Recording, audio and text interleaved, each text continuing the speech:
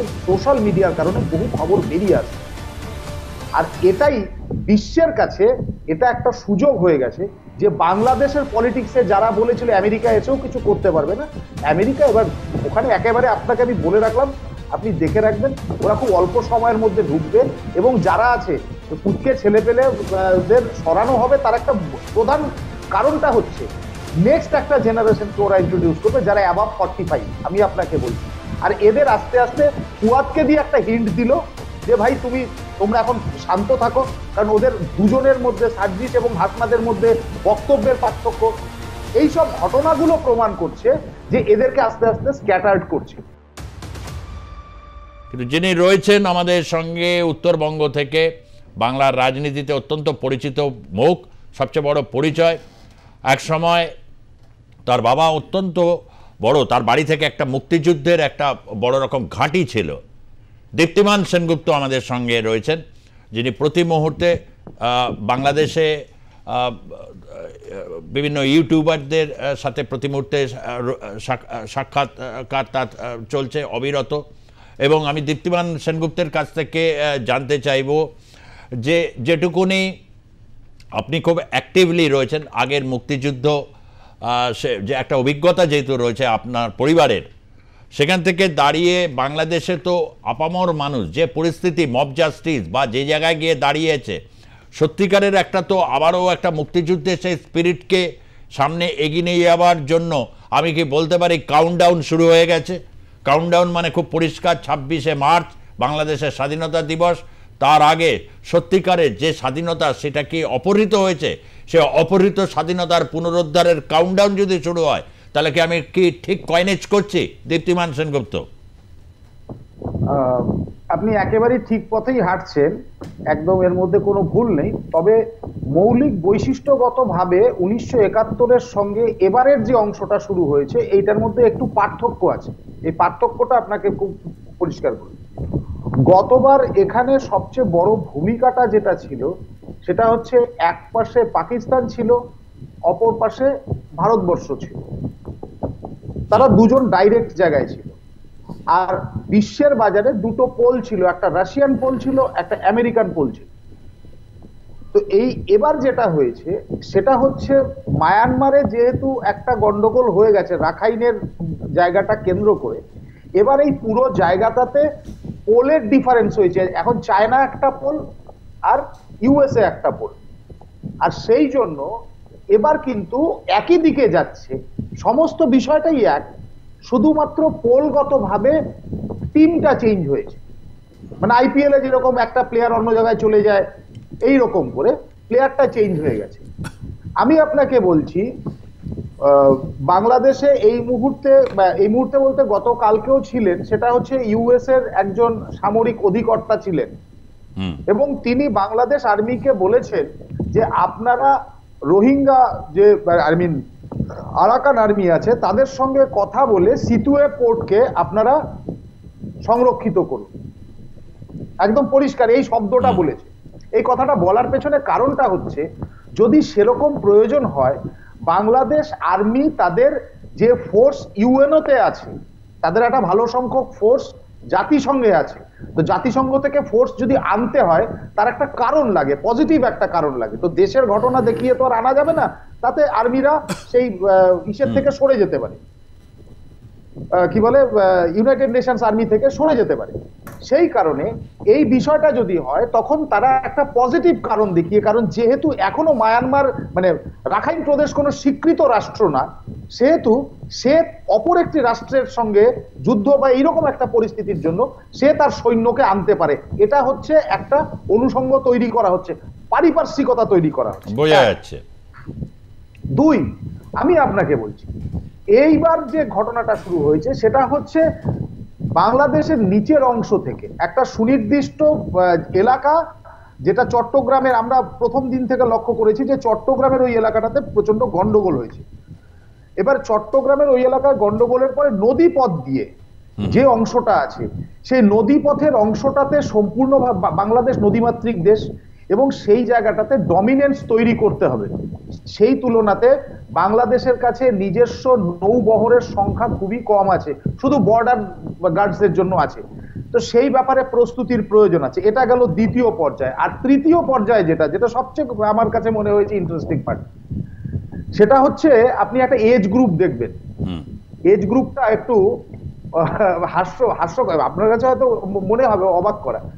এই যে যারা বলছে যে আমরা এটা করব ওটা করব, এই কথাগুলো সার্জিস, হাসনাত এদের মতো কথাটা বলেছে, কিন্তু তার সঙ্গে ব্যারিস্টার ফুয়াদও এই কথাটা বলেছে।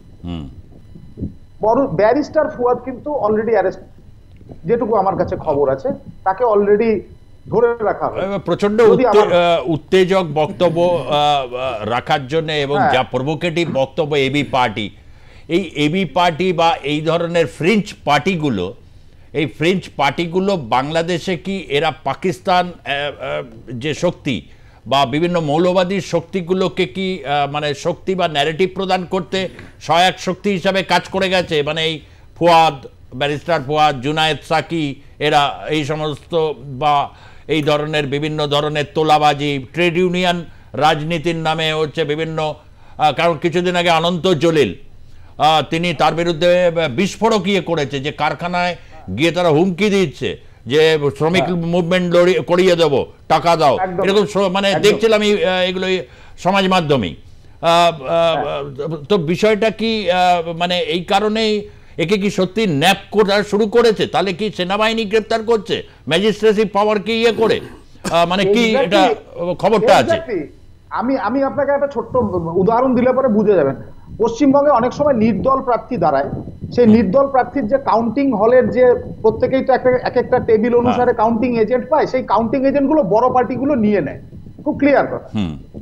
এইবার এখানেও কিছু এইরকম ছোট পার্টি আছে, এবি পার্টি, ডিসি পার্টি, এইরকম সব পার্টি আছে। তারা কি করেছে, তাদেরকে অ্যাক্টিভেট করে দিয়ে তারা বিভিন্ন রকম অনুষ্ঠান করছে, এবং এই অনুষ্ঠান করে এই জাতীয় যে লুম্পেনের যে অ্যাক্টিভিটিস, লুম্পেন অ্যাক্টিভিটিসটা তারা করছে এবং তারা মিডিয়াটাকে দখল করে রেখেছে। আপনি একটা ফলো করবেন, যখনই কিছু ঘটনা ঘটছে বাংলাদেশের মিডিয়া হাউসগুলো সবার আগে থ্রেট খাচ্ছে এবং তারা এই সব মানে খবরগুলো করছে। কিন্তু এই যে আপনি যে কথাটা বললেন, শুরু করলেন যে নাসরিনের যে একটা ভিডিও পোস্ট হয়েছে, একটা ছেলেকে সেইভাবে মারা হয়েছে, এই যে গোটা বাংলাদেশ যাবৎ মানে বাংলাদেশ জুড়ে একটা নৈরাজ্যের একটা সরকার চলছে, এই নৈরাজ্যের সরকারটাকে ধামাচাপা দেওয়ার জন্য মিডিয়ার ওপর প্রেসার সৃষ্টি করছে। ওরে এখন যেটা অবস্থা হয়ে গেছে সেটা হচ্ছে সোশ্যাল মিডিয়ার কারণে বহু খবর বেরিয়ে আসছে, আর এটাই বিশ্বের কাছে এটা একটা সুযোগ হয়ে গেছে যে বাংলাদেশের পলিটিক্সে যারা বলেছিল আমেরিকা এসেও কিছু করতে পারবে না, আমেরিকা এবার ওখানে একেবারে, আপনাকে আমি বলে রাখলাম, আপনি দেখে রাখবেন, ওরা খুব অল্প সময়ের মধ্যে ঢুকবে এবং যারা আছে কুচকে ছেলেপেলেদের সরানো হবে। তার একটা প্রধান কারণটা হচ্ছে নেক্সট একটা জেনারেশনকে ওরা ইন্ট্রোডিউস করবে যারা অ্যাবাভ 45, আমি আপনাকে বলছি। আর এদের আস্তে আস্তে ফুয়াদকে দিয়ে একটা হিন্ট দিল যে ভাই তোমরা এখন শান্ত থাকো, কারণ ওদের দুজনের মধ্যে, সার্জিস এবং হাসনাদের মধ্যে বক্তব্যের পার্থক্য, এই সব ঘটনাগুলো প্রমাণ করছে যে এদেরকে আস্তে আস্তে স্ক্যাটার্ড করছে। এবং এদের যে চরিত্রটা, এরা বেসিক যে লোকের কাছ থেকে টাকা নিয়েছে, তারপরে নিয়ম বাণিজ্য করেছে, এগুলো করে লোককে ওপেন করে দেওয়া, এবং সেই জায়গাটাতে আমাদের ভারতীয়দের যেটা কাজ, ভারতীয় মিডিয়াগুলোর যেটা কাজ, যেটা ৭১-এ হয়তো আমরা ফিজিক্যালি করতে পেরেছিলাম, এবার আমি আপনাদের এই মঞ্চটাকে আমি ধন্যবাদ জানাবো একটাই কারণে, যে এই যে প্রতিদিনের যে ঘটনাগুলো, সেই ঘটনাগুলো আপনারা নিয়ে আসছেন, অন্তত পক্ষে কিছু মানুষ অনলাইনে হলে পরেও দেখতে পাচ্ছে এবং তার মধ্যে দিয়ে কিছু সংবাদ সম্পর্কে জানতে পারছে। আমি এই জন্য আপনাদের ধন্যবাদ জানাবো এবং প্রতিটা চ্যানেলকে বলবো যে তারা যেন এই বিষয়টাকে ফলো করে।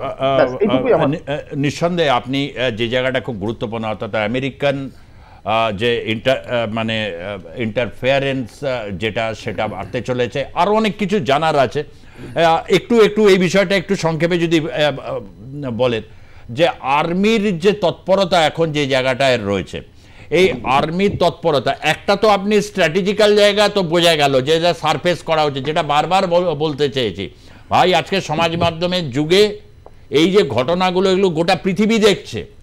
একটি ব্যর্থ রাষ্ট্র বলার আগে নিজেদের সংযত হওয়া উচিত, কিন্তু কে শোনে কার কথা।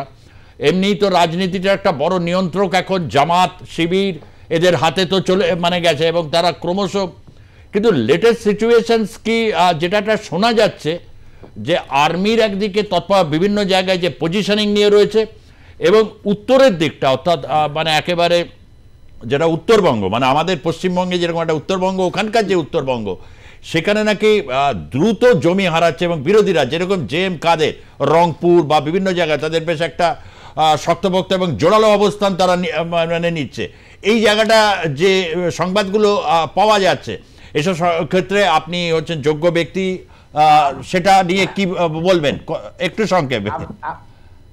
আমি আপনাকে একটা জিনিস বলে রাখি, ওরা জমি অনেকদিন আগেই হারিয়ে ফেলেছিল, শুধুমাত্র মিডিয়ার মধ্যে টিকে ছিল।